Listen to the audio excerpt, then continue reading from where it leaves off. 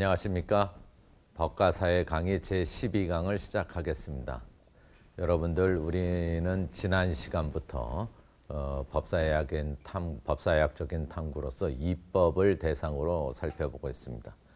지난 시간에는 우리 입법에 대한 가장 고전적인 어떤 근본 문제와 또 인류 역사상의 입법의 역사에 대해서 살펴보았습니다.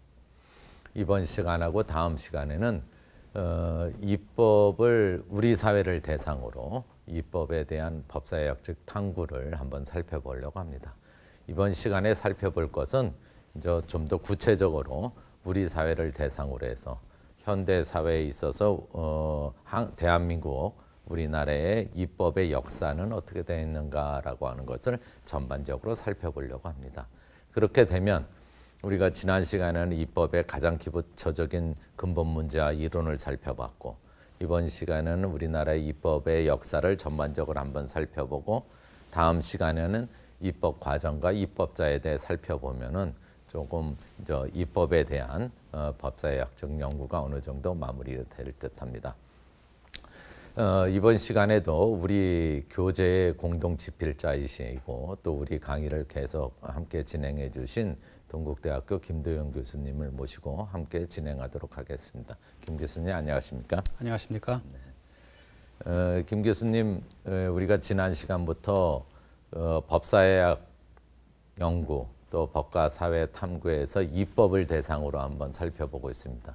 이번 시간은 좀 더 구체적으로 우리나라에 있어서의 어떤 입법의 전반적인 그 경향, 역사, 또 뭐라고 할까, 동향 이런 걸 살펴볼 텐데요. 법사회학 연구에서 입법사 또는 입법에 대한 역사 이런 연구들이 어떤 의미를 갖는지 소개를 해주시죠. 예, 입법의 역사라고 하면은 대체로 두 가지 경향을 살펴볼 수가 있는데요. 하나는 이제 오늘 우리가 살펴보려고 하는 전반적인 그 입법의 성격 변화라고 할까요? 이런 몇십 년간에 걸친 입법의 역사를 전체적으로 살펴보는 그런 영역이 하나가 있고, 또 하나는 이제 개별 법률의 입법사라고 할까요?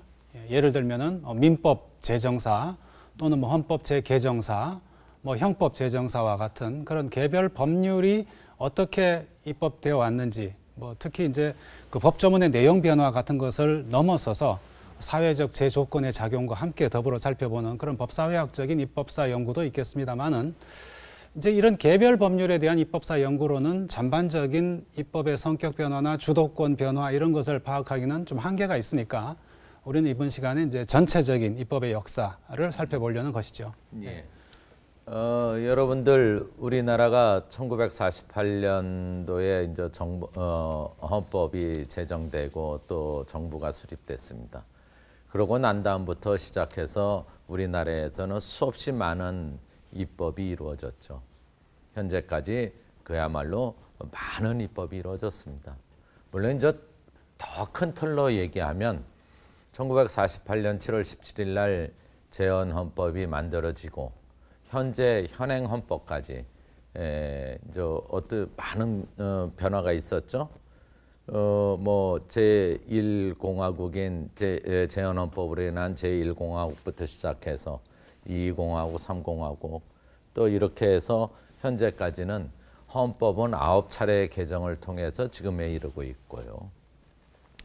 또 정부 형태에 있어서도 그동안에 1공화국, 2공화국, 3공화국, 그 다음에 또 1980년대에 5공화국, 그 다음에 6공화국, 그 이후에 정권 교체를 통해서 국민의 정부나 참여정부, 그리고 다시 또 정권 교체가 이루어져서 현재까지도 이루고 있죠.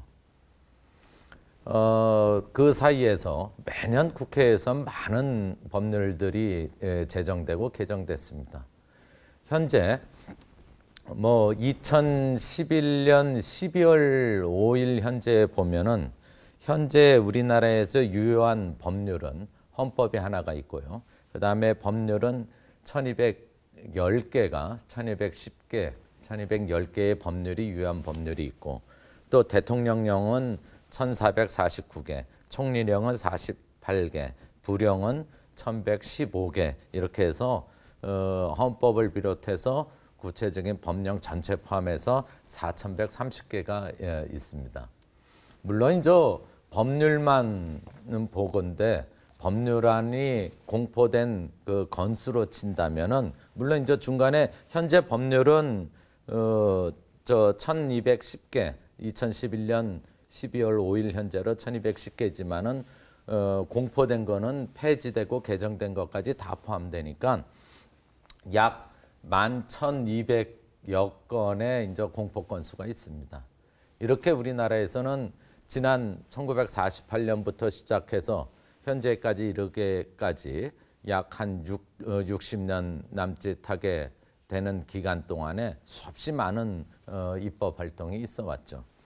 그러면 우리가 이제 우리나라의 입법을 이제 거시적으로 이렇게 바라볼 때 이러한 입법 활동들이 어떻게 벌어져 왔는가, 또 입법의 경향들, 또 언제 입법이 많이 됐고 어떤 때는 어떤 성향의 법률들이 많이 만들어지고 또 어떤 때는 입법 활동이 침체되고 어떤 때는 입법 활동이 왕성하게 이루어지고 이런 것들을 한번 전반적으로 살펴보면 우리나라의 전체의 역사 속에서 우리의 현대 역사 속에서 입법을 중심으로 해서 여러 가지를 파악할 수 있을 거라 생각됩니다. 이렇게 우리나라의 현대 입법 활동들을 전체적으로 한번 조망해 봄으로써 우리나라의 입법과 법 현실에서 나타났던 이제 여러 가지의 법 현상들을 법사역적으로 분석할 수 있는 토대가 마련될 수 있지 않을까 이런 생각이 듭니다. 그래서 이번 시간에는 가장 먼저 이제 입법을 중심으로 해서 우리나라의 현대 입법의 동향, 또 경향, 또 전체적인 모습, 또 그것의 어떤 시기 구분 등등을 가지고 한번 강의를 진행하도록 하겠습니다. 그럼 본격적으로 강의에 들어가도록 하겠습니다.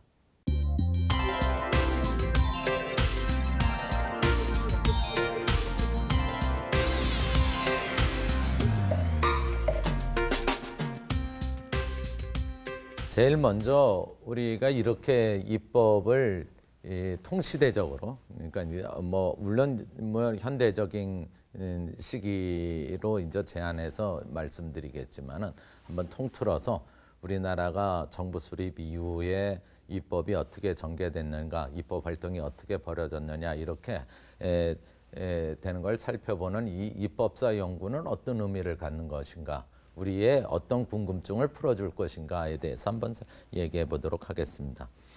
제일 먼저는 이러한 입법사 연구를 통해서 우리는 입법 전반에 걸친 어떤 문화, 또 입법 활동과 관련된 어떤 사회적인 조건과의 관계, 그런 것들을 조금 우리가 한번 살펴볼 수 있지 않겠느냐. 예를 들면 우리가 이제 대충으로 나눠볼 경우에 1948년부터 2011년까지 11,200여 건의 법률안이 공포됐다라고 얘기할 경우에는, 그러면 이제 매년 평균적으로 몇 건의 법률안들이 제출되고 몇 건의 법률안들이 가결되고 통과되고 이런 것들을 우리가 한번 생각해 볼 수 있겠죠. 그러면 우리나라에서는 현대사회 우리나라에서는 입법 활동들은 대개 매년 어느 정도의 법률안들이 제출되고 어느 정도의 법률안들이 가결되는구나라고 하는 걸 감을 잡을 수 있을 것이다, 이렇게 볼 수 있겠고요. 두 번째 경우는 이렇게 입법사를 통틀어서, 그러니까 그 입법의 전반적인 그 총건수를 가지고 논의해야 한다라고 하는 건 어떤 의미를 갖냐면, 물론 우리나라에서 법제도에 있어서 근간이 되는 법률들이 있겠죠. 헌법이나 민법이나 형법, 상법, 행정법 관련 법률들이 근간이 되는 법률들이 있어서 그거의 개별 법률들 하나하나를 살펴보는 것도 대단히 중요하겠지만은, 이 근간이 되는 법률들은 대단히 이제 뭐라 그럴까, 기본법적인 성격을 갖는 것이기 때문에 오히려 각각의 국가 운영과 또 시민사회, 또 일반 시민 국민들에게 다가오는 것은 아주 세밀한 개별 법률들이겠죠. 그래서 이 개별 법률들이 어떠한 성격의 개별 법률들이 어느 시기에 많이 만들어지고 또 어떻게 운영되고 또 재개정되느냐를 살펴본다면 우리 사회의 전반적인 입법 문화를 살펴보는데 훨씬 도움이 될 수 있지 않을까 이런 생각이 듭니다. 또 하나는 이렇게 우리가 전반적인 입법에 대해서 한번 쭉 살펴보면 우리 사회를 입법의 관점을 가지고 시기 구분을 할 수 있습니다.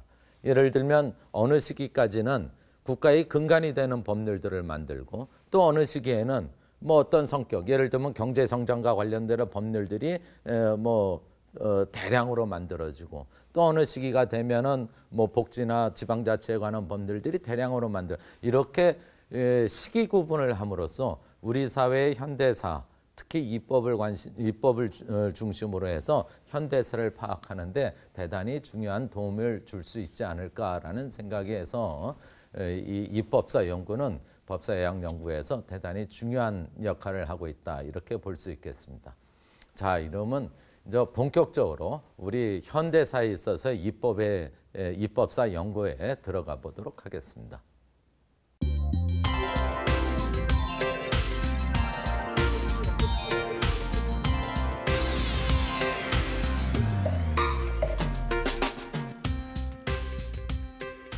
자, 그러면 우리 현대 한국에 있어서의 입법의 전반적인 그 문화, 경향들을 어떻게 파악할 것인가. 이것을 이제 가장 첫 번째로 우리가 한번 잡아본 것은 법률안의 제출 건수하고 가결 건수를 중심으로 해서 1948년부터 시작해서 지금까지의 한번 통계를 한번 내봤던 것입니다. 여러분들 교재나 또는 우리 이제 여기 그림에서 보이는 바와 같이 이 내용은 2004년까지 돼 있습니다. 물론 이제 2004년 이후부터 그 이후의 것들은 제가 좀 나중에 좀 더 설명을 하고 일단 이제 2004년까지를 예를 들면 그 우리 교재에 나온 것이나 또는 그림에 나온 것들을 보시면서 한번 살펴보면 제일 첫 번째 그래프는 우리나라의 법률안 전체에 관한 것이죠. 그래서 매년도 법률안이 몇 건이 제출되고 몇 건이 가결됐는가에 관한 것입니다. 그런데 우리나라에서는 법률안을 제출할 수 있는 권한이 있는 곳은 두 군데죠. 하나는 정부가 법률안을 제출할 수 있고 또 하나는 국회의원이 법률안을 발의할 수 있는 것이죠. 그래서 이 두 가지가 합한 것이 전체의